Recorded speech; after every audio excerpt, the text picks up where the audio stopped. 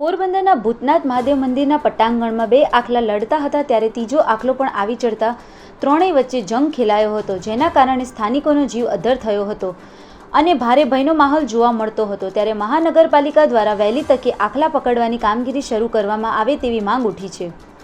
પોરબંદરના અનેક વિસ્તારમાં અવારનવાર શેરી, ગલીઓ અને મુખ્ય માર્ગો પર આખલા યુદ્ધના કારણે વાહનોને નુકસાન થાય છે અને અનેક લોકોને ઈજા તો કેટલાકના જીવ પણ ગુમાવ્યા છે। ત્યારે ગઈકાલે સિવિલ હોસ્પિટલ સામે ભૂતનાથ મહાદેવ મંદિરના પટાંગણમાં બે આખલાઓ વચ્ચે જંગ ખેલાયો હતો અને બંને આખલા લડતા લડતા મુખ્ય માર્ગ પર આવી જતા ત્રીજો આખલો પણ આ લડાઈમાં જોડાયો હતો, જેના પગલે વાહનો થંભી ગયા હતા અને સ્થાનિકોમાં પણ ભયનો માહોલ જોવા મળતો હતો। સ્થાનિકોએ જણાવ્યું હતું કે શહેરના અનેક વિસ્તારમાં રઝળતા પશુઓનો ત્રાસ વધ્યો છે અને અવારનવાર લોકોને ઈજાના બનાવ બને છે અને વાહનોને નુકસાન થઈ રહ્યું છે।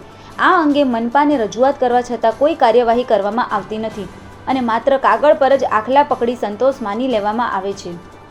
ત્યારે હવે કોઈનો જીવ જાય તે પૂર્વે વાસ્તવિક રીતે રઝળતા પશુઓને પકડવા કામગીરી શરૂ કરવામાં આવે તે જરૂરી બન્યું છે। સ્થાનિકોએ જણાવ્યું છે કે મનપા દ્વારા જે વિસ્તારમાં પશુ પકડવાની કામગીરીના દાવા કરવામાં આવે છે તે જ વિસ્તારમાં પશુઓ બાખડી રહ્યા છે। અગાઉ ચોપાટી વિસ્તારમાં આખલા પકડ્યાના દાવાના બીજા જ દિવસે એ વિસ્તારમાં આખલાઓ દ્વારા યુદ્ધ કરી ભયનો માહોલ ફેલાવ્યો હતો। ત્યારબાદ પેરેડાઇઝ વિસ્તારમાં 8 આખલા પજરે પુરાયા હતા। એ દાવાની વચ્ચે એ જ વિસ્તારમાં આ જ આખલાઓ જંગે ચડ્યા હતા અને મુખ્ય માર્ગ બાનમાં લીધો હતો અને 4 વાહનોનો પણ કડુસલો બોલાવી દીધો હતો। ત્યારે ખરેખર આખલા પકડવામાં આવે છે કે કાગળ પર જ કામગીરી થઈ રહી છે તે પણ સવાલ સ્થાનિકો કરી રહ્યા છે। નિપુલ પોપટ, પોરબંદર ટાઈમ્સ।